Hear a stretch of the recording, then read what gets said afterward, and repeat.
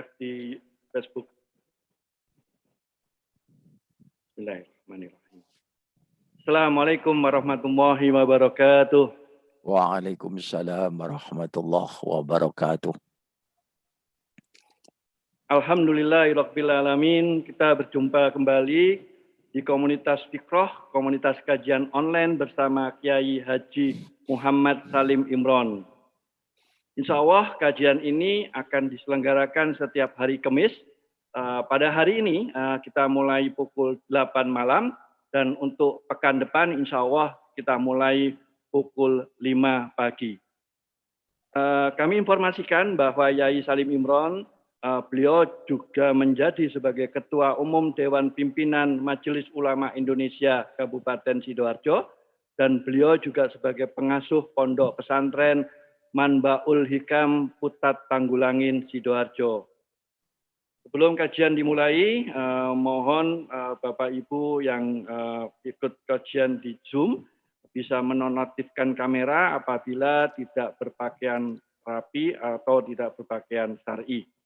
Dan mic partisipan kami akan off-kan, kita akan matikan.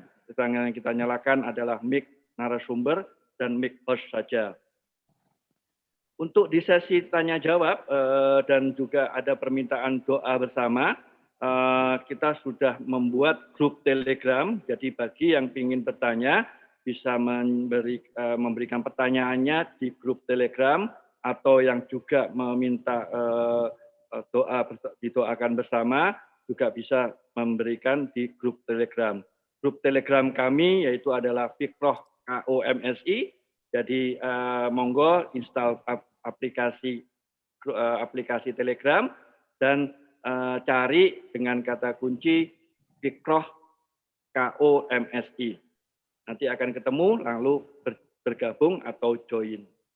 Dan insya Allah kajian ini selain bisa diikuti di aplikasi Zoom, juga ada live streaming di Facebook Sahabat Masjid Indonesia, dan nanti juga akan direkam, rekamannya juga akan ada di Facebook dan di YouTube.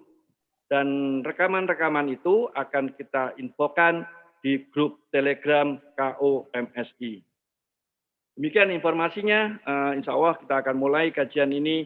Monggo Yai Salim Imron untuk memulainya. Assalamualaikum warahmatullahi wabarakatuh. Waalaikumsalam. Assalamualaikum warahmatullahi wabarakatuh. Bismillahirrahmanirrahim. Alhamdulillahi rabbil alamin. Wa bihi nasta'inu ala umurid dunya waddin. Asyhadu an la ilaha illallah wahdahu la syarikalah. Wa asyhadu anna Muhammadan abduhu wa rasuluh alladzi la nabiyya ba'dah. Allahumma sholli wa sallim wa barik ala sayyidina Muhammadin wa ala alihi wa ashabihi ajma'in. Subhanaka la ilma lana illa ma 'allamtana innaka antal alimul hakim. Bapak-bapak, ibu-ibu, saudara dan saudari, jamaah kajian online komunitas Fikroh MSI yang saya hormati. Syukur alhamdulillah malam hari ini Kamis tanggal 22 Oktober 2020 kita dipertemukan kembali oleh Allah dalam keadaan sehat walafiat.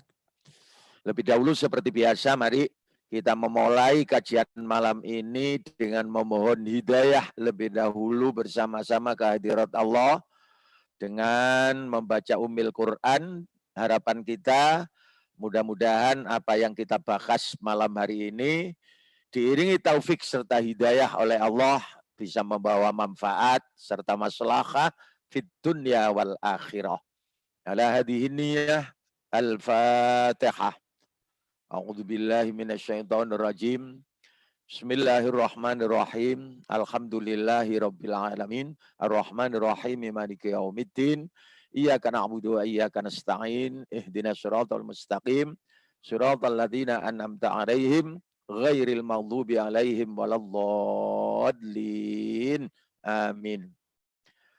Jamaah kajian online Fikroh MSI yang saya hormati, setelah kita bahas beberapa kali pertemuan lewat online tentang pernikahan, munakahat sampai tuntas, kemudian beberapa pertemuan kemarin itu kita bicara tentang anak-anak, maka keluarga kalau sudah punya anak-anak, maka muncullah apa yang disebut dengan persaudaraan, seduluran. Nah, Islam benar-benar memperhatikan betul kepada para pemeluknya untuk merawat persaudaraan ini. Karena ini jalur hubungan antar, tidak saja antara manusia dengan Tuhannya, Allah, tetapi juga antar sesama manusia sekup kecil kehidupan berumah tangga sampai kepada meluas sedunia ini. Sehingga kita harapkan kalau persaudaraan itu dirawat dengan baik, maka perawatan persaudaraan itu tujuan utamanya demi menggapai rahmat dari Allah Subhanahu wa taala. Bapak, kata kunci menurut Nabi, orang bisa selamat dunia akhirat itu tergantung diberi atau tidak rahmat oleh Allah Subhanahu wa taala. Maka malam hari ini mari sekedar kita bicara tentang hal ini, bagaimana merawat persaudaraan demi menggapai rahmat Allah Subhanahu wa taala. Bapak Ibu, dengan semangat persaudaraan yang akan kita bahas ini, kita upayakan ke depan ini walaupun sudah, tapi kita tingkatkanlah terciptanya masyarakat yang rukun dan damai. Betapapun naluri manusia itu pada hakikatnya punya keinginan, punya cita-cita. Hidup ini rukun, tenang, tentram, dan damai. Itulah yang kemudian digambarkan dengan suasana hidup bahagia itu. Bapak Ibu yang saya hormati, Nabi Muhammad SAW ketika ditanya masalah prinsipil ya oleh salah seorang Arab, Madinu ya Rasulullah, apa sih Nabi sebenarnya hakikat agama itu? Beliau kesempatan waktu itu menjawab, ad-dinu husnul khuluq. Agama itu adalah budi pekerti yang baik. Tata krama, sopan santun, unggah-ungguh yang luhur yang baik. Mari kata kunci ini kita ingat. Ad-dinu husnul khuluq. Agama itu adalah budi pekerti yang baik. Maka ini barangkali bisa kita jadikan indikator. Semakin kualitas agama seseorang itu baik, maka budi pekertinya akan semakin tambah baik, tambah baik, tambah baik. Atau dibalik, kalau orang budi pekertinya sudah baik, orang ini beragama, ini menandakan kualitas agama yang bersangkutan itu memang sudah baik. Maka sebaliknya, ketika kualitas agama seseorang sedang drop, menurun, tampak budi pekertinya sudah tidak mencerminkan keluhuran, kebaikan. Maka karena itulah kemudian Nabi diutus utamanya adalah untuk ini.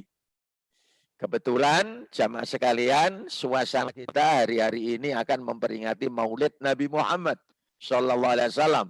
Bulan Rabiul Awal sudah mulai masuk. Umat Islam dengan berbagai macam kegiatan akan memperingati kelahiran beliau.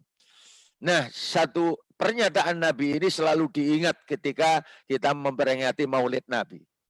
Untuk apa sih sebenarnya Muhammad bin Abdullah ditunjuk, dipilih oleh Allah sebagai Nabi dan Rasulullah terakhir? Maka jawabannya ada dalam hadis Imam Ahmad, riwayat Imam Abi Hurairah ini. Innama bu'istu liutammima makarimal akhlak.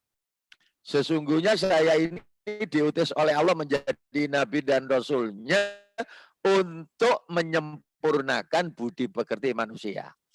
Nah, kali kata-kata liutammimah, menyempurnakan. Ini berarti sebelum Nabi Muhammad diutus sebagai Nabi dan Rasul terakhir, umat manusia sudah punya budi pekerti.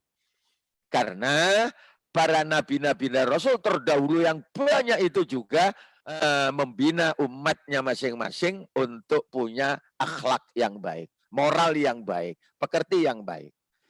Cuma setelah ditinggal para nabi-nabi rasul itu berselang lama, maka mengalami apa yang kita kenal sekarang itu disebut degradasi, penurunan moral. Nah, Nabi Muhammad kemudian diutus untuk menyempurnakan semua budi pekerti yang sudah diajarkan para anbiya wal mursalin. Hasilnya apa yang kita sebut dengan al-akhlaqul karimah, budi pekerti mulia ini.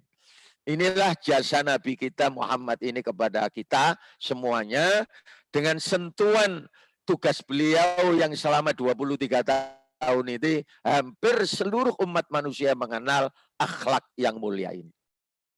Ya. Jamaah sekalian yang saya hormati, oleh karena itu mari kita ingat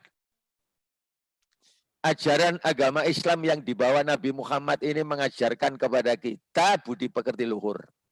Kepada siapapun kita bergaul, akhlak ini menjadi ukuran kualitas mutu seseorang dalam beragama. Nah, satu contoh lagi, Nabi menyatakan akmalul mu'minina imanan aksanuhum khuluqah. Orang mukmin yang paling sempurna imannya adalah orang mukmin yang paling baik budi pekertinya. Paling lemah lembut perilakunya, tutur katanya, dan kepribadiannya. Ini yang harus kita ingat. Nah, karenanya setelah umat Islam ini dibina sedemikian rupa oleh Nabi, maka Allah memberikan ini titel khaira ummah sebagaimana yang tercantum di surat Ali Imran 110. Kuntum khaira ummatin ukhrijat linnasi ta'muruna bil ma'rufi wa tanhauna 'anil munkari wa tu'minuna billah. Nah, kata-kata khitab yang dituju kuntum ini adalah umat Islam, umatnya Nabi Muhammad. Khaira ummah, sebaik-baik umat, umat yang terbaik. The best group biasanya saya pakai istilah khaira ummah. Nah, titel khaira ummah ini tidak pernah diberikan kepada umat para nabi dan rasul terdahulu. Hanya kepada umat Islam, umat Nabi Muhammad, kita termasuk di dalamnya, Allah menunjuk khaira ummah. Di mana tanda-tanda khaira ummah ini ada 4 di ayat ini. Ukhrijat linnasi, dilahirkan, dikeluarkan, dihidupkan untuk membawa manfaat kepada sesama manusia. Nah, asas manfaat inilah yang nanti menjadi dasar kita merawat persaudaraan. Ukhrijat linnas, bukan ukhrijat alannas. Kalau ukhrijat alannas, manusia yang dihidupkan, yang hidupnya itu selalu membawa madorot, membawa kerugian, membawa kedaliman, membawa kerusakan kepada sesama manusia. Nah, untuk menjadi umat yang baik, yang manfaat, Allah perintahkan ta'muruna bil ma'ruf, selalu punya misi mengajak yang baik, wa tanhauna 'anil munkar, mencegah yang buruk. Hasilnya wa tu'minuna billah, imannya kepada Allah semakin kokoh, semakin tambah mantap. 4 hal inilah yang diberikan Allah kepada kita menjadi khaira ummah, maka tugas kita setelah diantarkan Nabi menjadi khairul ummah adalah merawat ini, mempertahankan, melestarikan hal ini. Sekaligus mewariskan nilai-nilai ini kepada anak cucu kita. Karena kita tidak berharap hadirin dan keturunan anak cucu generasi kita. Mereka harus kita antarkan juga mencapai apa yang kita capai, yakni khaira ummah ini. Karenanya agama Islam kemudian dalam hal ini memberikan amar ma'ruf nahi mungkar itu dalam kaitan ini, perintah dan larangan. Coba mari diperhatikan. Satu sisi kita diperintah oleh ajaran agama Islam ini untuk berbuat kebaikan. Tapi di sisi yang lain kita dilarang berbuat keburukan. Untuk diri kita sendiri atau untuk pihak lain. Sepanjang kita hidup, diperintah untuk melakukan kebaikan menurut norma agama. Sekaligus berbuat baik kepada pihak lain. Kita dilarang untuk melakukan keburukan menurut ajaran agama kita. Dan kita pun juga dilarang untuk berbuat buruk kepada pihak lain. Yang kedua, kita diperintah untuk membina, merawat, melestarikan, menjaga persaudaraan. Seduluran ini harus tetap dijaga. Itu perintah agama.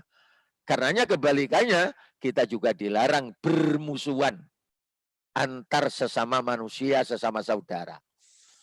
Ini yang ketiga, karena kita sudah bergaul di tengah-tengah kemajemukan, maka kita diperintah oleh agama untuk menghormati perbedaan yang ada. Muncullah perintah toleransi. Kita dilarang untuk memaksakan kehendak dalam persaudaraan. Ya, karena pemaksaan kehendak itu satu bentuk dari perbuatan zalim, di mana Allah dalam sebuah hadis qudsinya menyatakan, ini haramtu dzulma wa haramtu alaikum adzulm. Saya mengharapkan perbuatan zalim, pemaksaan kehendak untuk diri saya, maka saya pun juga mengharapkan untuk kalian semuanya, kata Allah dalam sebuah hadis qudsi ini, untuk memaksakan kehendak kepada semua pihak. Yang keempat, karena kita sudah bersaudara, untuk saling tolong-menolong. Solidaritas. Kita dilarang untuk bertindak dengan kekerasan kepada semua pihak. Maka perintah yang terakhir ketika kita sudah bersaudara, harap untuk membina kerukunan, merawat kerukunan. Jangan sampai bertikai bermusuhan, saling membajar, memusuhi antar sesama. Loh, ini perintah dalaran agama amar ma'ruf nahi mungkar dalam kaitan dengan interaksi sosial. Dalam kaitan kita bergaul di tengah-tengah masyarakat. Maka poin kedua itu mari kita kembangkan. Bahwa agama Islam memerintahkan kepada kita untuk membina, merawat, melestarikan, menjaga, memperkuat persaudaraan. Kita dilarang betul untuk sesama umat manusia ini bermusuhan. Ini pokok ajaran agama Islam. Cuma karena pinternya iblis dan setan bersama kawan-kawannya, maka terjadilah manusia lupa akan perintah dalam agama ini, persaudaraan putus, permusuhan menjadi-jadi. Nah, udzubillah min dzalik. Ini ya, 5 hal ini adalah pesan-pesan moral agama ketika kita bergaul, sejak ditinggal keluarga sampai di tingkat internasional.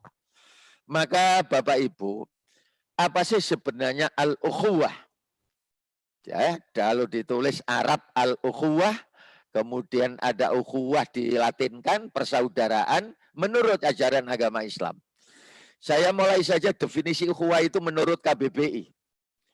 Ya, menurut kamus besar bahasa Indonesia. Kalau Bapak Ibu buka, ya, persahabatan yang sangat dekat, yang sangat karib, seperti layaknya saudara sendiri. Itu arti dari persaudaraan. Ada lagi pertalian hubungan persahabatan yang serupa dengan pertalian saudara. Jadi menganggap semua pihak itu seperti saudara sendiri, maka hubungan yang seperti itulah yang kemudian disebut dengan persaudaraan. Ini menurut definisi KBBI. Ya, Kamus Besar Bahasa Indonesia. Bapak Ibu yang saya hormati, persaudaraan itu timbul karena apa? Pak Oni? Halo? Iya, terus saja. Ya, kok hilang. Persaudaraan itu timbul karena dua hal pada rata-rata. Yang pertama rasa persamaan dan yang kedua kebutuhan. Kalau di antara sesama umat manusia itu punya rasa, persamaan rasa agama, sama-sama punya keyakinan, sama-sama punya hobi, kesenangan, sama-sama pekerjaan dan yang lain, maka di sanalah akan muncul persaudaraan. Persaudaraan sesama agama, sesama keyakinan, sesama hobi, sama pekerjaan. Ini yang menyebabkan rasa persaudaraan itu muncul. Kemudian kadang-kadang juga karena kebutuhan. Kebutuhan sama-sama cita-citanya, kebutuhan tujuan yang tidak dicapai, karena ada permasalahan, solusi problem. Contohnya yang saat-saat COVID-19 sedang merajalela, menjadi pandemi seluruh dunia, ini menyatukan manusia yang heterogen menjadi saudara. Nah ini kalau ditinjau dari ilmu sosial, persaudaraan itu timbul muncul karena dua hal ini. Karena rasa persamaan dan karena ada kebutuhan yang sama. Bapak Ibu yang saya hormati, macamnya persaudaraan menurut ajaran agama Islam bisa kita bedakan ya. Yang pertama adalah persaudaraan atas dasar kemanusiaan yang di dalam Islam disebut ukhuwah basyariyah. Bahwa seluruh umat manusia ini pada dasarnya bersaudara karena keturunannya sama-sama dari Bapak Adam dan Ibu Hawa. Anak cucu yang menyebar ke seluruh dunia, maka siapapun manusia, lintas bangsa, suku, agama, pekerjaan, dan yang lain, hakikatnya manusia itu sama-sama bersaudara. Inilah yang disebut dengan ukhuwah basyariyah, atau kadang-kadang disebut ukhuwah insaniyah. Kemanusiaan yang universal. Yang kedua, ukhuwah watoniyah. Persaudaraan atas dasar kebangsaan. Siapa yang hidup dalam satu wilayah negara di mana unsur negaranya sudah terpenuhi, ada tanah air, ya, ada penduduknya, warga negaranya, ada pemimpinnya, pemerintahnya, dan kemudian ada undang-undang tata tertib yang mengikat, maka salah diakui sebagai sebuah negara. Maka siapapun manusia yang hidup dalam satu wilayah negara itu terikat oleh persaudaraan sebangsa dan setanah air. Ukhuwah watoniyah. Yang ketiga adalah persaudaraan atas dasar keagamaan. Ukhuwah diniyah. Ya, sesama pemeluk agama karena sama-sama ideologi, sama-sama keyakinan beragama akan mempererat rasa persaudaraan. Nah, intern di kalangan kita muncullah ukhuwah Islamiyah. Karena sesama umat Islam. Nggak peduli bangsa apa, suku apa, pekerjaan apa, warna kulit apa, heterogenitas itu semuanya akan menjadikan satu bersaudara kalau sama-sama keyakinan agamanya. Ya kalau kita ukhuwah Islamiyah mungkin maaf, di pemeluk agama lain, kalau kita tarik, ukhuwah Nasroniyah, ukhuwah Yahudiyah, ukhuwah Buddhaniyah, Hindunia, dan seterusnya. Karena sama-sama seideologi. Nah di luar itu, di luar tiga ini, coba di luar basyariyah, watoniyah, dan diniyah, ternyata di masyarakat ada persaudaraan atas dasar organisasi.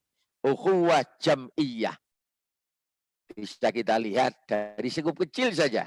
Arisan, PKK, sampai meningkat ke Ormas, Orpol, tingkat internasional PBB, WHO, dan yang lain.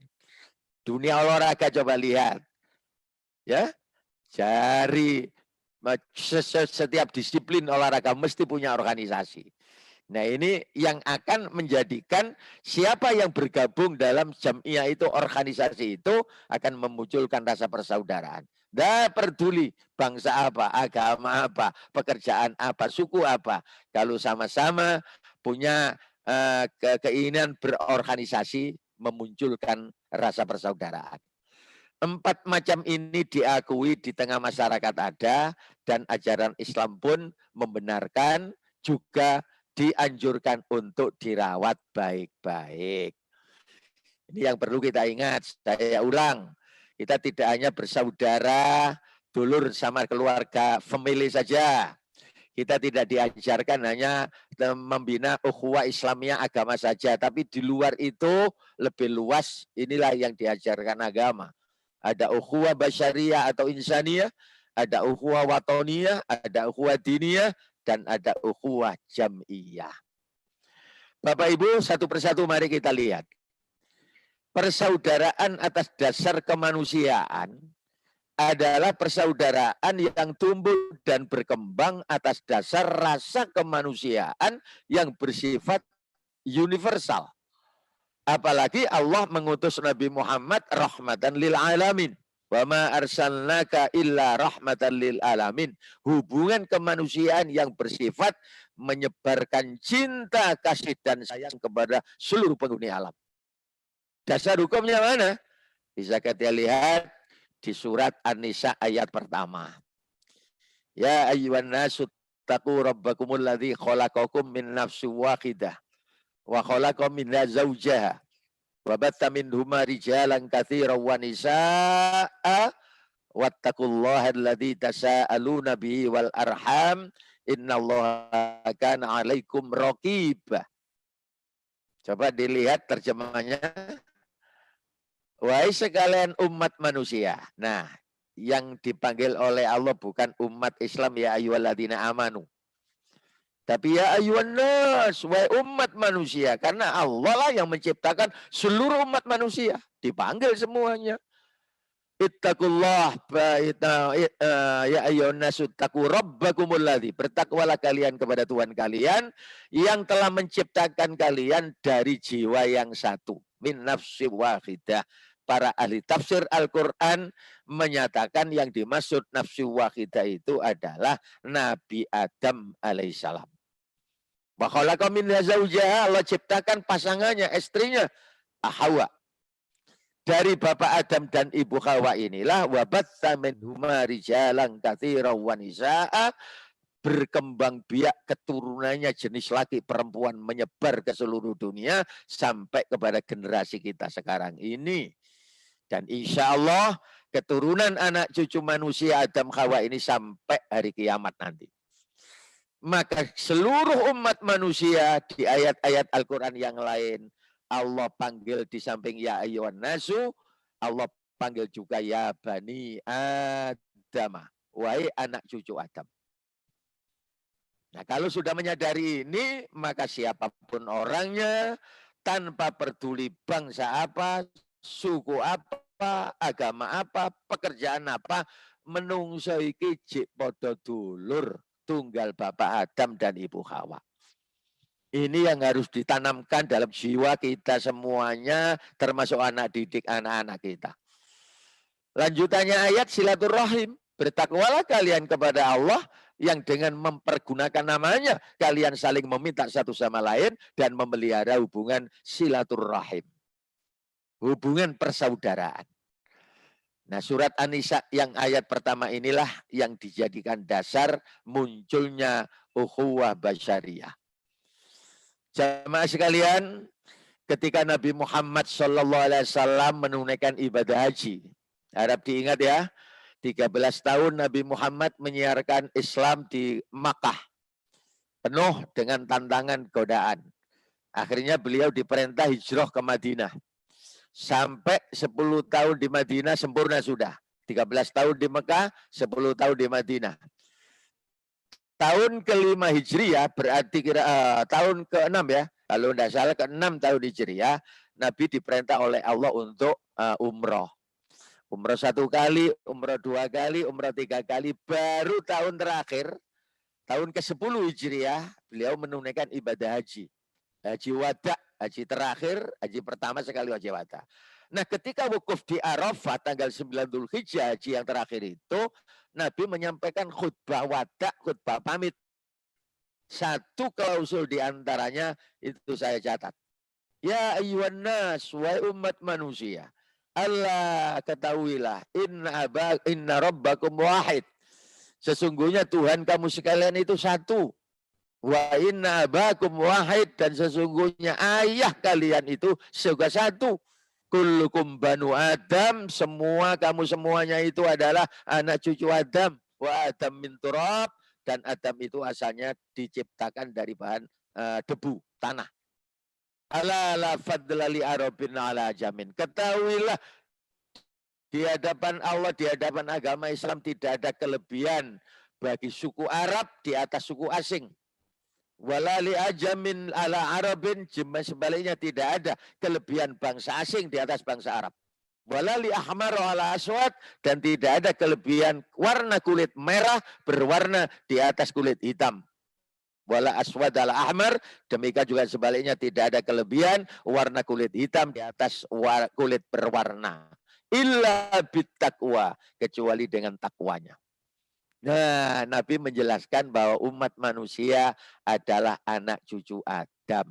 Tidak peduli suku apa, bangsa apa, warna kulit apa. Semua manusia bersaudara. Yang membedakan kalimat terakhir, illa bittaqwa. Mari ini kita sadari. Nah, kalau Islam sudah mengajarnya seperti ini, tidak peduli, tidak ada musuh itu, semuanya saudara. Musuh itu hanya satu, kata Allah. Wala tattabi'u khutuwati syaitan innahu lakum aduwwum mubin. Jangan ikuti setan. Sesungguhnya setan itu musuh yang nyata bagimu. Jadi kalau kemudian manusia memusuhi sama manusia karena diadu domba, diadu memang oleh iblis dan setan itu untuk saling bermusuhan. Ini yang harus kita ingat, jamaah sekalian. Umat manusia itu Nabi sudah menyatakan. Sekarang yang kedua, persaudaraan atas dasar sebangsa dan setanah air. Ukhuwah wataniyah. Apa itu yang dimaksud ukhuwah wataniyah? Adalah persaudaraan yang tumbuh dan berkembang atas dasar kesadaran sebangsa dan setanah air. Atau ada kalimat lain yang lebih simpel, persatuan nasional. Dari mana ini? Bisa kita lihat, satu di antaranya, jamaah sekalian, bisa kita lihat di surat Hud itu. Di surat Hud itu dijelaskan oleh Allah bahwa Allah mengutus Nabi-Nabi Hud, Nabi Soleh, dan Nabi Syu'aib kepada kaumnya, Ad, Samud, Madian. Allah pakai kata-kata akhawhum. Nabi Hud, Nabi Soleh, Nabi Syu'aib itu jelas Nabi ya umat Islam. Sedangkan kaum Ad, kaum Samud, kaum Madian itu adalah non-muslim, musyrikin, kafirin termasuk. Nah itu surat Hud ayat 50 Allah menceritakan di Al-Quran wa ila adin akhawhum huda, dan kepada kaum Ad Allah mengutus saudara mereka yakni Nabi Hud. Di ayat 61 wa idza samuda akhawhum salihah, dan kepada kaum Samud Allah mengutus saudara mereka Nabi Soleh. Wa ila Madyana akhawhum Syu'aibah di ayat 84, dan kepada penduduk Madian Allah mengutus saudara mereka Nabi Syu'aib. Karena antara kaum Ad dengan Nabi Hud, kaum Samud dengan Nabi Soleh, penduduk Madian dengan Nabi Syu'aib itu sebangsa setanah air. Walaupun beda agama, tapi Allah pakai kata-kata akhawhum, akhawhum, akhawhum. Ini yang menimbulkan ungkapan bahwa siapapun manusia, kalau sudah hidup dalam satu wilayah tata negara, tanah air, sebangsa dan setanah air, maka Allah memakai istilah saudara, akhawhum. Nah sekarang untuk ukuran kita, warga negara Indonesia ini sudah berjumlah sekitar 260 juta orang. Hidup dalam satu wilayah yang luas sekali, beribu pulau-pulau besar dan kecil. Sukunya banyak, pemeluk agamanya juga banyak, pekerjaannya macam-macam, temperamennya, hobinya, dan ini dan itu, pendek kata bineka. Tetapi terikat oleh persaudaraan sebangsa setanah air Indonesia. Ini yang harus tetap kita pelihara. Jangan sampai sesama warga negara Indonesia kemudian bermusuhan hanya gara-gara masalah sepele. Apalagi masalah-masalah politik praktis, masalah beda pemahaman, sudah sama-sama Indonesianya kok bermusuhan itu piye. Lupa dengan nilai ajaran agama ini. Nah, karena itu para ulama pada saat 22 Oktober seperti ini, hari ini, para santri-santri ini memperingati HSN, Hari Santri Nasional. Untuk merekatkan persaudaraan sebangsa dan setanah air, santri-santri mengajak hubbul waton minal iman. Cinta tanah air adalah bentuk implementasi dari pernyataan iman kita kepada Allah. Santri-santri, kaum muslimin mengajak kepada semua pihak untuk menjadikan tanah air Indonesia ini tempat kita bersaudara, membina persaudaraan, menciptakan kondisi Indonesia ini menjadi baldatun thayyibatun wa rabbun ghafur. Ini karena terikat oleh saudara. Nah, itu ya. Nah, sekarang yang ketiga adalah ukhuwah diniyah. Persaudaraan atas dasar keagamaan. Siapa yang tumbuh dan berkembang sesama agama, seiman, sekeyakinan, seideologi akan menumbuhkan rasa ukhuwah diniyah. Khusus umat Islam seperti kita, Allah sudah berfirman, sesama orang mukmin bersaudara. Ya, ini harus kita yakini ini. Innamal mu'minuna ikhwatun fa aslihu baina akhawaikum wattaqullaha la'allakum turhamun. Ini dasar Al-Hujurat ayat 10. Sesungguhnya lah orang-orang mukmin itu ikhwatun, bersaudara. Kalau sudah kalimat mukminun dioncei, maka sesama mukmin tidak peduli, sekali lagi saya ulang-ulang, bangsa apa, suku apa, ya pekerjaannya apa, organisasinya apa, nah hobinya apa, sama-sama iman, Allah menyatakan ikhwatun, bersaudara. Fa'aslihu baina akhawaikum, maka berdamailah, sing rukunlah di antara sesama saudara. Bertakwalah kalian kepada Allah agar kalian menjadikan rahmat Allah akan dicurahkan kepada kita. Lihat surat Al-Hujurat ayat 10 ini. Sesungguhnya orang-orang mukmin adalah bersaudara. Sebab itu damaikanlah, perbaikilah hubungan antar kedua saudaramu itu. Dan takutlah kepada Allah supaya kamu mendapatkan rahmat. Nek rukun karo dulur, cinta kasih sayang Allah akan disokno, dicurahkan kepada kita. Naif sekali hadirin, ayatnya sudah seperti ini, hanya beda aliran, beda pemahaman, beda organisasi saja, sesama umat Islam sudah caci maki, sudah dijustifikasi, sampai dikafir-kafirkan, naudzubillah min dzalik. Takfir itu berat konsekuensinya. Kok sesama umat Islam memusuhi sampai dianggap musuh beda agama. Itu sudah maaf ini, sudah keterlaluan. Allah sudah fa'aslihu, damailah, rukunlah sesama saudara semukmin ini.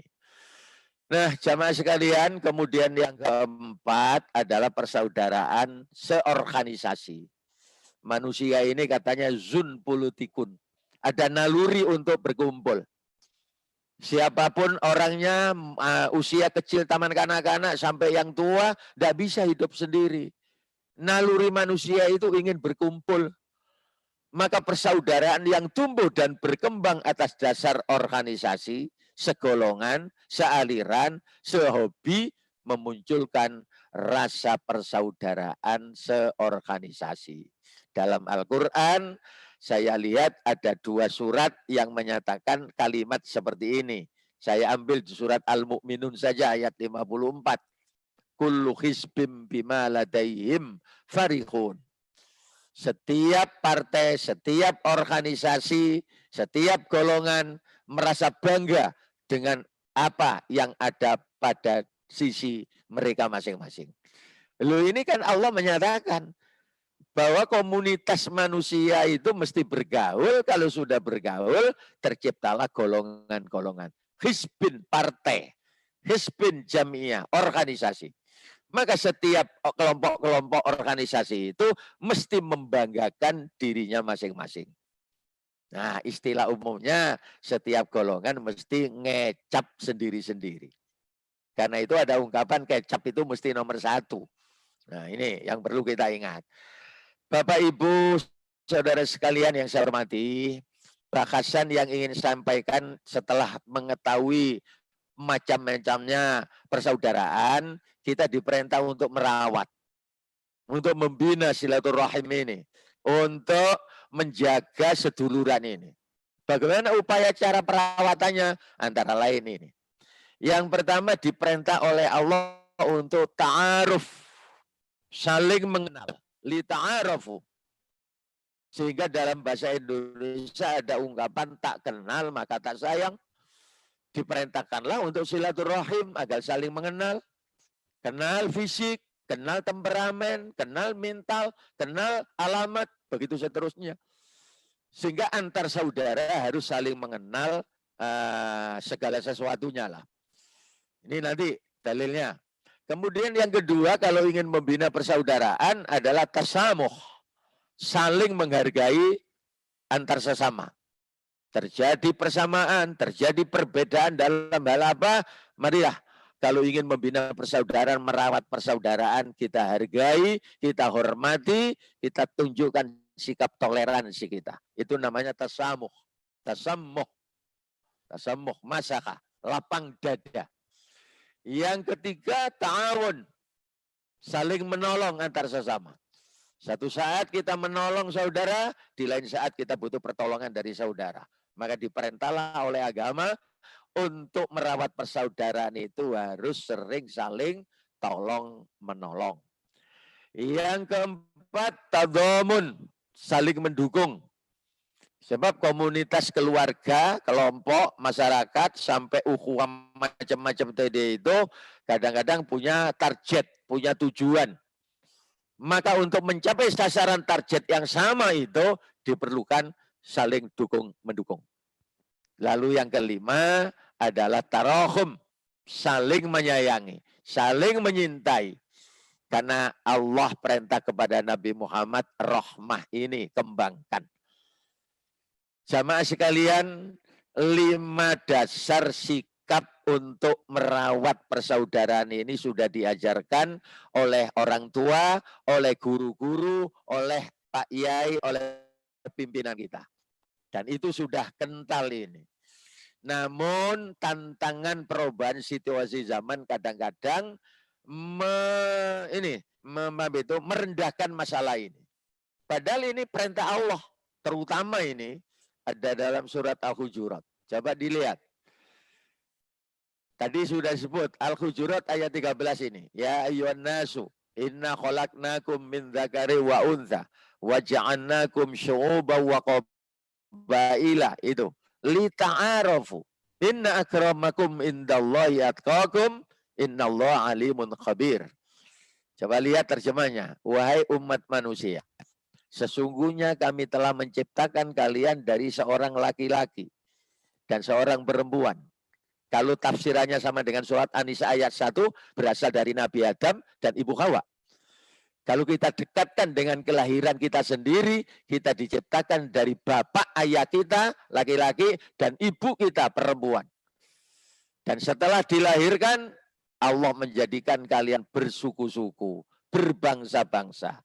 Wa ja'alnakum syu'uban, bersuku-suku, wa qabaila, berbangsa-bangsa dan bersuku-suku. Indonesia coba kita lihat, sukunya banyak. Dunia internasional bangsanya banyak. Satu tujuannya, li ta'arafu, untuk saling kenal mengenal. Nah, ungkapannya akhirnya dalam Indonesia ada istilah tak kenal maka tak sayang. Bagaimana mungkin kita bisa merawat persaudaraan kalau tidak saling mengenal? Nah, dari bermacam-macam jenis laki perempuan, suku dan bangsa, maka Allah memberikan satu ukuran pokok, standar. Sesungguhnya orang yang paling mulia di antara kalian semuanya di hadapan Allah, di sisi Allah adalah orang yang paling takwa di antara kalian. Paling taat, paling patuh, paling nurut dengan Allah. Itu kriteria yang dipakai ukuran oleh Allah untuk menilai umat manusia yang beraneka ragam ini. Jamaah sekalian, di surat Ar-Rum ayat 22 Allah memberitahu kepada kita, wa min ayati khalqus samawati wal ard wa ikhtilafu alsinatikum wa alwanikum. Di antara tanda-tanda kebesaran Allah diciptakanlah langit bumi. Di atas kita, di dasar kita. Lalu Allah ciptakan umat manusia itu ada perbedaan bahasa dan warna kulit. Lidah kalian itu bermacam-macam kata Allah. Ikhtilafu alsinatikum. Dari lidah dan bibir, mulut muncul bahasa. Coba Indonesia ini bahasa daerahnya Masya Allah banyak sekali. Padahal sama-sama sebangsa setanah air. Wa alwanikum warna kulit ini. Ada yang putih, kuning, merah, hitam, coklat, sawo matang, macam-macam. Nah ini semuanya menyatakan kepada kita umat manusia yang beraneka ragam itu hakikatnya satu saudara dari bapak ibu yang sama, Adam dan Hawa. Karena itu marilah ayat-ayat ini mengingatkan kepada kita agar kita untuk saling mengenal ini semuanya biar terawat dan tererat persaudaraan ini. Yang kedua, kalau sudah kumpul bersaudara yang aneka ragam tadi itu, Nabi menyatakan seperti ini tadi sudah ini untuk saling menghargai. Ya, anak cucu Adam menyebar kemana-mana. Karena itu sukunya banyak, bangsanya banyak, warna kulitnya sama. Nah, pada saat Nabi Muhammad menyampaikan sabda beliau ini ada tanda-tanda, mohon maaf. Suku Arab Quraisy sudah mulai over. Merasa sebagai suku bangsa yang paling mulia karena Nabi Muhammad suku Arab Quraisy, Al-Quran berbahasa Arab, doa-doa yang diajarkan Nabi berbahasa Arab, ada berita dari Nabi nanti di akhirat bahasa yang kita pakai bahasa Arab. Kearab-araban ini menjadikan ada semacam over confident. Kepercayaan berlebihan akhirnya merendahkan bangsa asing. Merendahkan kulit yang tidak sama dengan kulit orang Arab. Ini ditangkap oleh Nabi. Karenanya beliau sebelum wafat, 80 hari sebelum wafat menurut catatan sejarah, beliau sampaikan ini di khutbah wada, haji wada. Wahai umat manusia, kalian ini anak cucunya Nabi Adam. Tidak ada kelebihan bagi suku bangsa Arab di atas suku bangsa asing. Sebaliknya juga tidak ada kelebihan bagi bangsa asing di atas bangsa Arab. Tadi saya sebut, kearab-araban merendahkan bangsa asing. Dulu waktu Perang Dunia Kedua, Hitler itu merasa dari suku Arya. Merasa suku yang paling mulia di dunia. Karena itu kejam. Nah itu kan asing. Lalu Nabi menyinggung ahmar dan aswad. Kulit merah, kulit berwarna, dan kulit hitam. Sekarang diskriminasi kulit, ras, di negara yang modern seperti Amerika itu masih ada. Buktinya kemarin ada kerusuhan sosial di sana hanya gara-gara kulit merah dan kulit hitam ini. Nabi mengingatkan siapapun manusianya, manusia tidak ada kelebihan yang warna kulit berwarna di atas kulit hitam. Maka apa hitam? Karena perbudakan mulai zaman kuno sampai Nabi zaman Nabi, rata-rata yang dijadikan budak adalah orang-orang kulit warnanya hitam. Nah karenanya Nabi menyamaratakan warna kulit yang membedakan hanya takwanya kepada Allah. Nah ini namanya sehingga dari sini kalau terjadi perbedaan kita diajarkan untuk saling menghormati. Tidak ada diskriminasi dalam Islam. Ya, tidak ada sara dalam Islam. Yang diajarkan tidak ada. Karena apa? Penilaian hanya takwanya kepada Allah. Nah, dalam hal berbeda agama, kita diperintah untuk saling menghormati. Inna dina indallahil Islam. Memang nuwun sewu, saya pakai istilah ayat ini kecap kudu nomor 1. Sesungguhnya agama yang benar di sisi Allah adalah agama Islam. Wa may yabtaghi ghairal islami dinan, barang siapa yang memeluk selain agama Islam, fala yuqbala minhu, maka tidak akan diterima agama yang dipeluk itu, wa huwa fil akhirati minal khosirin, dan di akhirat nanti orang yang non muslim ini akan merasakan kerugian yang besar. Ini kenyataan. Islam bagi kita yang benar. Tapi kita diperintah oleh agama untuk menghormati pemeluk agama lain. Dan Allah menyatakan ada agama-agama yang dipeluk oleh manusia. Walaupun Allah menurunkan hanya agama Islam. Karenanya muncullah surat Al-Kafirun. Coba lihat. Qul ya ayyuhal kafirun. Wahai non-muslim. Wahai orang-orang kafir. La a'budu ma ta'budun. Aku tidak akan menyembah apa yang kalian sembah. Wala antum ma'abiduna ma'abud. Kalian juga bukan penyembah apa yang aku sembah. Wala ana abidu ma'abadtum, dan aku tidak pernah menjadi penyembah apa yang kalian sembah. Wala antum ma'abiduna ma'abud, dan kalian tidak pernah menjadi penyembah apa yang aku sembah.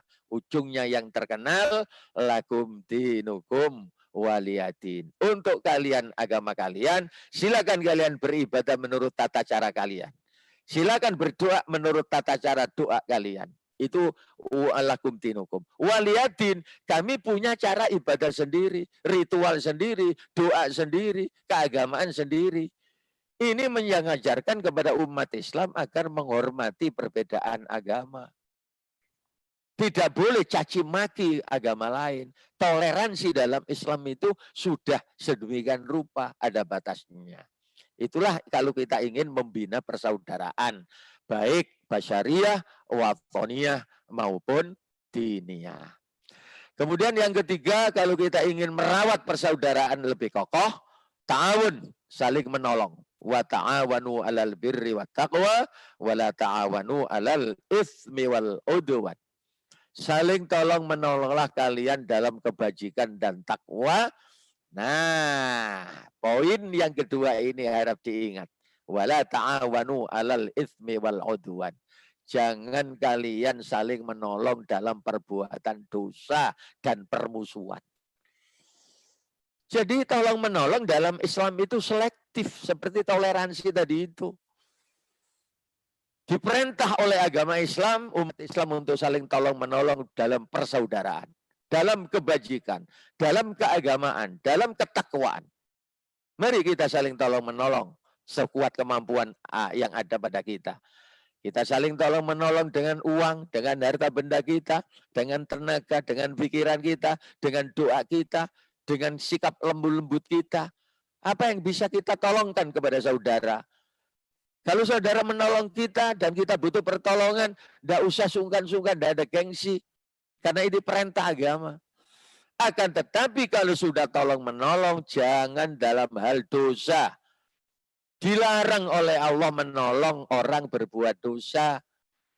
Di hadis yang lain, siapa yang menolong seseorang berbuat dosa, maka dia akan dapat kiriman dosa seperti dia melakukan dosa itu.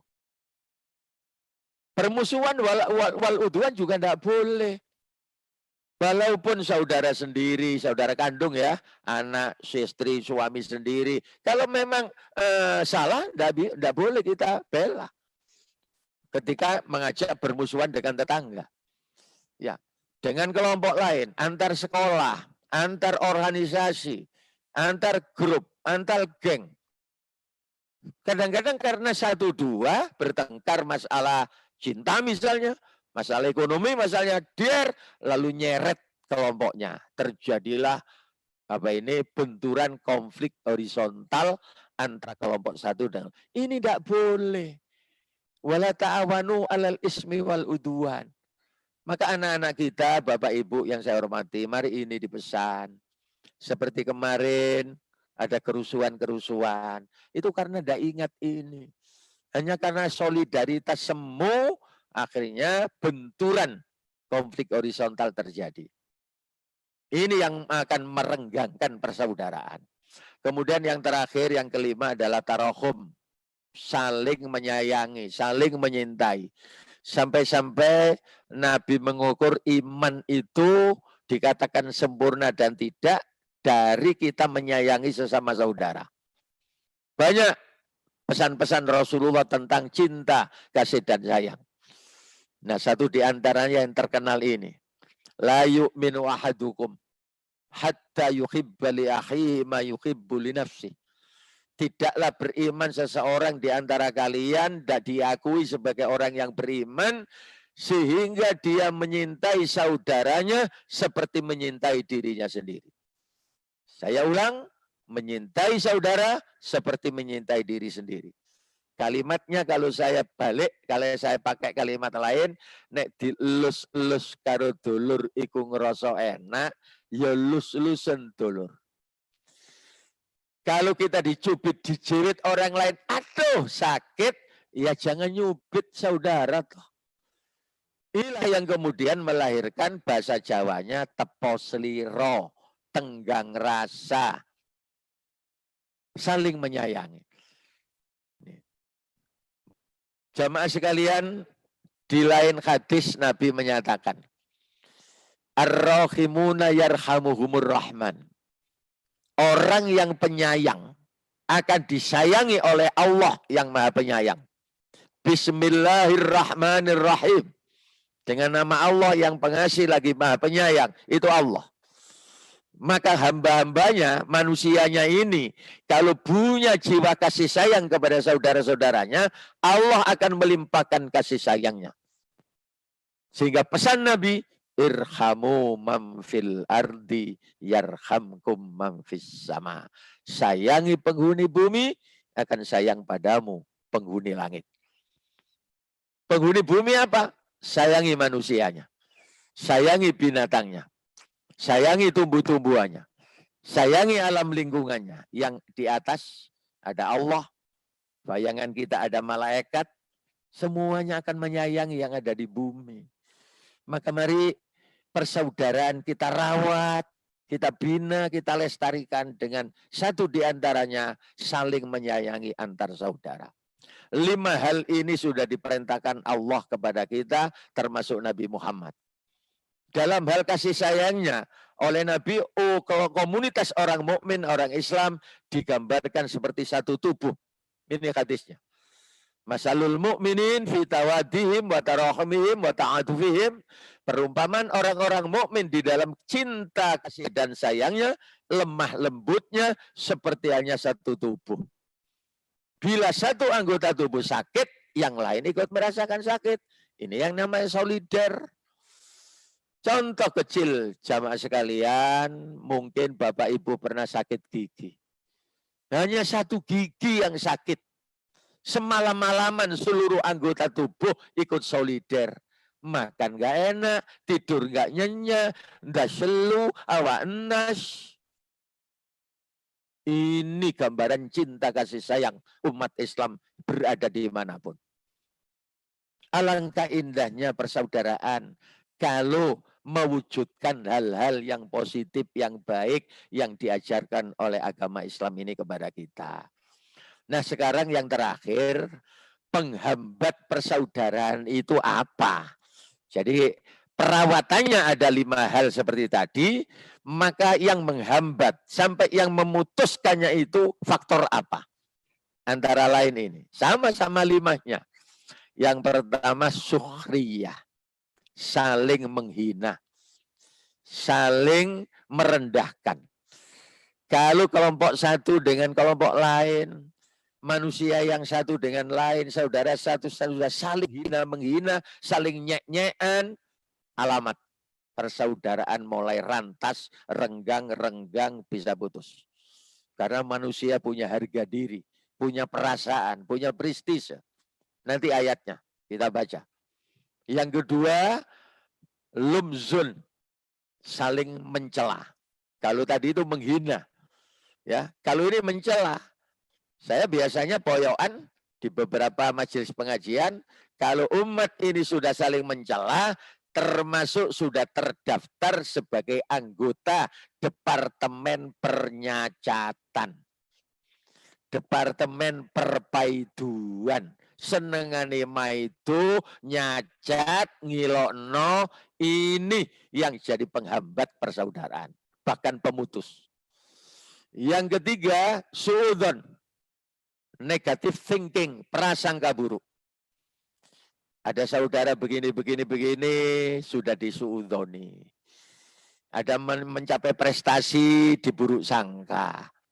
Ini juga akan jadi penghambat eratnya persaudaraan. Yang keempat, ghibah.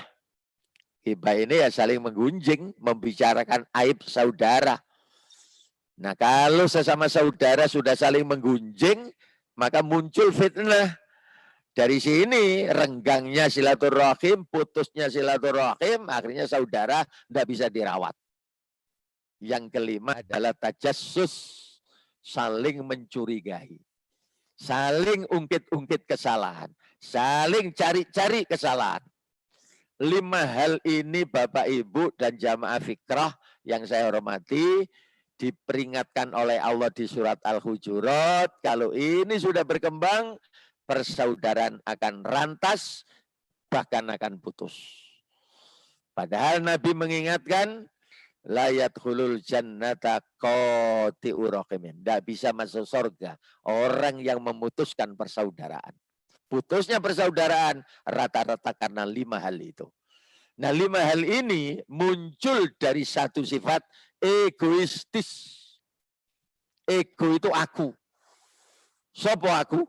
Nah, kalau sudah diberi kelebihan oleh Allah, rupa, keturunan, harta, pangkat, jabatan ini dan itu, maka muncul egonya, egoistisnya, akunya. Akhirnya karena egoistis, ngenyek, menghina. Karena egoistis, suka caci maki, mencela, prasangka buruk. Karena egois, kemudian menggunjing, mencurigai. Nah, wujudnya orang yang punya sifat egoistis itu ada 3 implementasi penampilannya.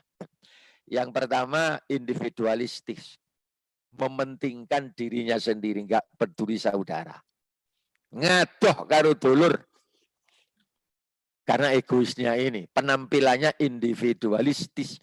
Padahal kita diperintah oleh agama untuk berjamaah, untuk gotong royong, untuk goyub, untuk komunal. Yang kedua, superioritas. Nah ini sombong itu, merasa super. Karena diberi kelebihan oleh Allah, akhirnya putus saudara hanya karena punya kelebihan. Menjadi super, bahasa agamanya itu takabur, sombong. Dan yang ketiga, apa itu? Fanatistis. Cinta berlebih-lebihan kepada kelompoknya, alirannya, keluarganya. Kalau sudah fanatik itu boleh. Tapi kalau sudah berlebihan, maka kecintaannya kepada kelompoknya menjadikan merasa super, merasa individual, ekstrovert, dan sebagainya. Muncul 5 hal tadi itu, larangan. Akhirnya pecah persaudaraan.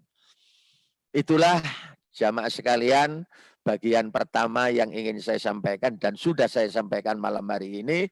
Merawat persaudaraan itu perintah Allah dan Rasulnya yang kemudian diimplementasikan dengan wujud istilah ukhuwah basyariyah, watoniyah, diniyah, dan jamiyah. Kalau ingin merawat 5 dasar tadi itu, kita lestarikan. Dan kalau kita tidak ingin persaudaraan pecah dan putus, kita hindarkan 5 hal ini. Nah, nanti akan kita sambung pada Kamis mendatang. Pengembangannya bagaimana, dalil-dalilnya bagaimana, perintah agama, konsekuensinya bagaimana. Karena waktu tidak mengizinkan, maka kita akhiri sampai di sini. Mudah-mudahan Allah senantiasa memberikan bimbingan taufik dan hidayah terus kepada kita, sehingga persaudaraan yang diajarkan agama bisa kita rawat, kita pelihara, kita lestarikan, maka Allah akan melimpahkan rahmatnya kepada kita. Al-jama'atu rahmatun. Kebersamaan hidup, guyub, gotong royong, seduluran awet, Allah akan mendatangkan rahmat, cinta, kasih sayang kepada kita. Mudah-mudahan, Allahumma amin. Lebih kurang Bapak Ibu dan jamaah sekalian, saya mohon maaf. Dan atas perhatiannya sekali lagi terima kasih. Jazakumullah khairan katsira. Demikian Pak Oni yang bisa saya sampaikan malam hari ini. Oke Yai, kita akan masuk ke sesi pertanyaan dan doa bersama Yai. Insya Allah ini ada satu pertanyaan saja, tapi bukan pertanyaan untuk kaitan kajian, tapi ini beliau ini menanyakan apakah boleh materi PowerPoint-nya di-share ya, Yai gitu. Oh ini, Masya Allah, saya malah terima kasih Pak Oni. Nah, gini ya. Ini dari Pak Ahmad Sauki di Tangerang Yai. Di Tangerang, Masya Allah. Ya, alhamdulillah. Juga... Mari Bapak yang dari Tangerang. Ini sedang online juga beliau.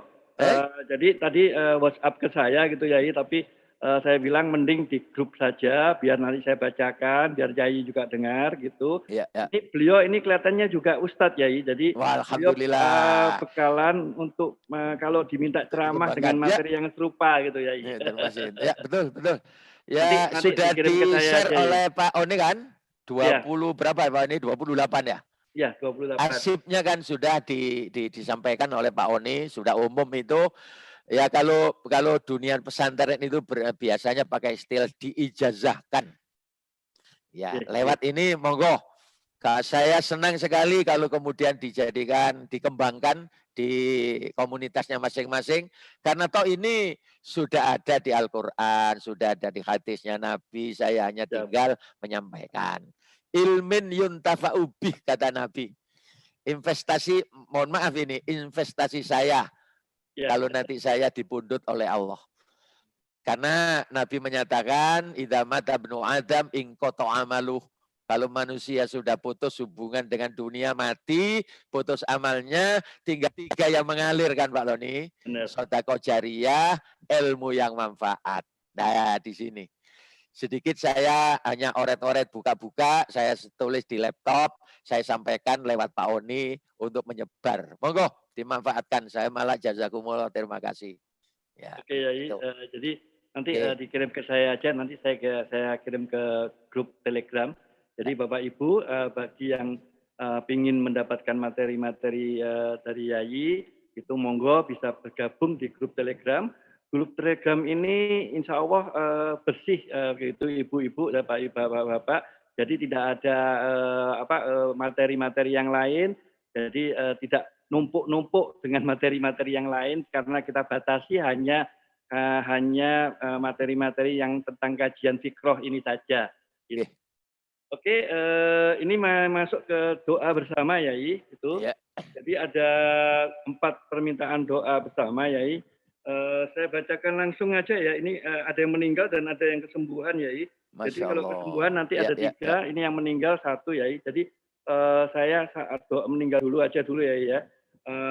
Doa untuk ibu kami Sri Ulupi binti Sundari Marto Diputro yang meninggal tanggal 8 Oktober 2020 kemarin Yai. Itu Ya. habis itu yang 2 ini mohon doa kesembuhan untuk kakak kami Bapak Suwandi, Bapak Suwandi suami dari Ibu Sriyatun. Ketiga itu adalah permohonan doa untuk Bapak Sulaiman. Nah ini Bapak Sulaiman ini koordinator Masjid Saiful Mukmin Yai. Jadi jamaah fikroh juga di Keboan Anom Gedangan Yai. Dia sedang sakit, mudah-mudahan segera sembuh gitu Yai. Dan keempat mohon doa kesembuhan untuk Ibu Yuriati. Ya, ya, ya. Baiklah Bapak Ibu jamaah fikroh yang saya hormati. Ta'awun tadi itu mempererat persaudaraan. Di antara cara kita saling menolong adalah doa. Doa seperti sudah kita yakini ada perintah Allah, ibadah. Nabi juga menganjurkan untuk saling mendoakan yang hidup, sama-sama yang hidup mendoakan yang mati. Maka hari ini kita doakan mudah-mudahan Bu Sri Ulupi binti Sundari Marto Diputro yang meninggal pada tanggal 8 Oktober tahun 2020 kemarin oleh Allah dianggap sebagai hambanya yang solihah wafat dalam keadaan husnul khotimah. Ibadah amal soleh kebaikannya diterima Allah dan khilaf salah dosanya diampuni oleh Allah. Keluarga yang ditinggal sabar tabah menghadapi kenyataan ini. Ala hadiniyah al-fatihah. A'udzu billahi minasyaitonir rajim. Bismillahirrahmanirrahim. Alhamdulillahi rabbil alamin. Ar-Rahmanir Rahim. Maliki yaumiddin. Iyyaka na'budu wa iyyaka nasta'in. Ihdinas siratal mustaqim. Siratal ladzina an'amta 'alaihim ghairil maghdubi 'alaihim waladdallin. Amin. Allahumma fir lahu, Allahumma fir laha warhamha wa'afiha wa'fu anha wa akrim nuzulaha wa wasi' madkhalaha wa taqabbal hasanatiha.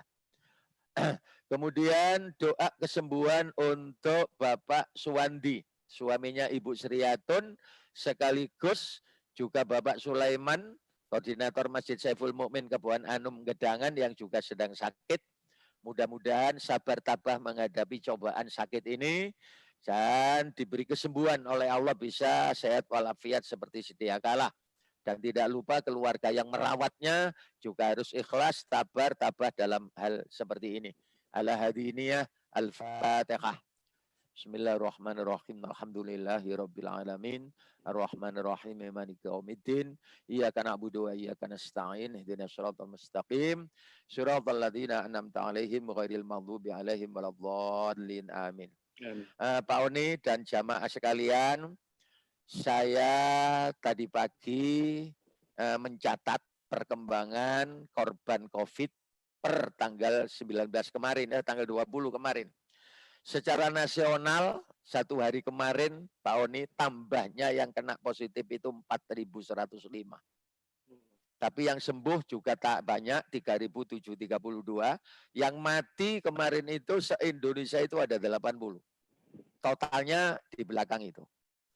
Secara regional Jawa Timur, satu hari kemarin yang terpapar positif itu ada 242. Yang sembuh 253, yang mati se-Jawa Timur kemarin itu 15 anak.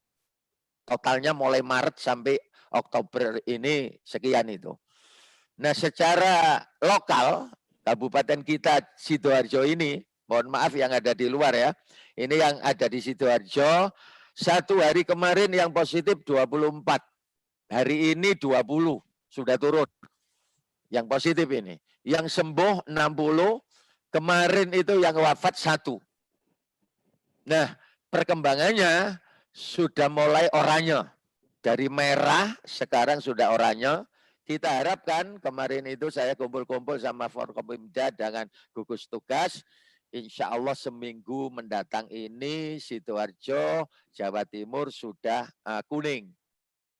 November kita harapkan kuning, Desember kalau semua masyarakat mentaati protokol insya Allah sudah hijau. Apa ini artinya? COVID-19 masih ada. Oleh karena itu jamaah sekalian dimanapun kita berada, mari kita pelihara kesehatan kita dengan cara yang sudah kita lakukan selama ini.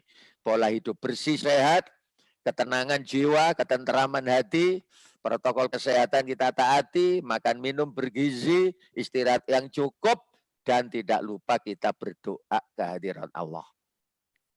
Karena Allah lah yang maha memberi, maha melindungi.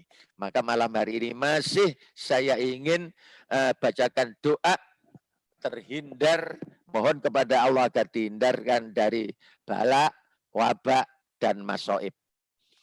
A'udzubillahi minasyaitonirrajim.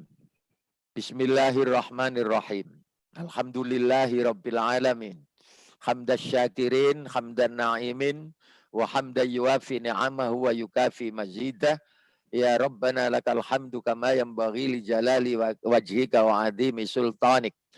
Allahumma salli ala sayyidina Muhammad tibbil qulubi wa dawaiha wa afiyatil abdani wa shifaiha wa nuril absari wa diyaiha wa qutil arwahi wa gidaiha wa ala alihi wa sahbihi wa sallim. Na'udzu bi kalimatillahi tammati min syarri ma khalaq. Bismillahilladzi la yadhurru ma'asmi syai'un fil ardi wala fis sama wa huwas samiul alim. Allahumma inna na'udzubika minan jahdil bala wa darakis syaqa wa su'il qadha wa syamadatil a'da. Allahumma inna na'udzubika minal barasi wal jununi wal judami wa min sayyil asqam minha virus corona birahmatika ya arhamar rahimin. Allahumma inna na'udzubika min zawali ni'matika wa takhawuli nikmatika wa fujaati nikmatika wa jami'i sakhatik. Allahumma dfa'annal ghalaa wal bala wal waba'a wal qahta wa ta'un virus corona wasyada'ida wal fitan wal mikhana wal fakhsha wal munkar ma dhahara minna wa ma batan min baladina hadza khassah wa min buldanil muslimina ammah innaka ala kulli syai'in qadir. Takhassanna bidil izzati wal jabarut wa tasamna bi rabbil malakut wa tawakkalna 'alal hayyil ladzi la yamut isrif 'anna hadzal balaa wal wabaa wal qahta wat taun virus corona wa bil ijabati jadir innaka ala kulli syai'in qadir. Allahumma rabban nas mudhibal bas anta syafi ya Allah la shifaa illa shifauka isfi amradona shifaan la yughadiru saqaman birahmatika ya arhamar rahimin. Allahumma inna nas'aluka ilman nafi'a wa rizqan wasi'a wa shifaan min kulli da'in wa saqamin birahmatika ya arhamar rahimin. Allahumma nawwir qulubana bil Qur'an wa zayyin akhlaqana bil Qur'an wa sallim ajsadana bil Qur'an wa najjina minan nari bil Qur'an wa adkhilna fil jannati bil Qur'an. Allahumma ij'alil Qur'ana lana fid dunya qarina wa fil qabri munisa wa 'alas sirati nuran wa fil jannati rafiqan wa minan nari sitra wa hijaba wa ilal khairati kulliha dalilan wa imama. Allahumma arhamna bil Qur'an waj'alhu lana imama wa nura wa huda wa rahmah. Allahumma dzakirna minhu ma nasina wa 'allimna minhu ma jahilna warzuqna tilawatahu ana al-laili wa atrafan nahar waj'alhu lana hujjatan ya rabbal alamin. Rabbana taqabbal minna innaka antas samiul alim wa tub alaina innaka antat tawwabur rahim wa sallallahu ala sayyidina Muhammad wa ala alihi wa ashabihi ajmain walhamdulillahi rabbil alamin. Mudah-mudahan kita semuanya yang mengikuti kajian malam hari ini selalu dalam keadaan sehat, sukses, selamat dunia akhirat. Amin. Sekali lagi lebih kurang mohon maaf. Terima kasih. Mari kita tutup kajian ini dengan kafaratul majlis. Subhanakallahumma wa bihamdika asyhadu an la ilaha illa anta astaghfiruka wa atubu ilaihi. Assalamualaikum warahmatullahi wabarakatuh. Waalaikumsalam warahmatullahi wabarakatuh. Jazakhairan khairan kepada Kiai Salim Imron yang sudah memberikan kajiannya di malam hari ini. Dan alhamdulillah kita semuanya bisa mendapatkan ilmu yang bermanfaat bagi kita. Dan insya Allah kita bisa amalkan di kehidupan kita sehari-hari. Amin. Ya Rabbal Alamin. Bapak Ibu yang bagi yang ada di Zoom jangan keluar dulu. Saya menyapa Pak Sauki dan Pak ada tadi Pak Saiku ya, Pak Sauki sama Pak Saiku ini. Dari luar kota semua. Nanti saya akan sapa. Tapi sebelumnya kita tutup dulu yang ada di Facebook dan yang direkam kita akan tutup dulu. Kita tutup dengan ucapan hamdalah, alhamdulillahirabbil alamin. Assalamualaikum warahmatullahi wabarakatuh. Waalaikumsalam warahmatullahi wabarakatuh.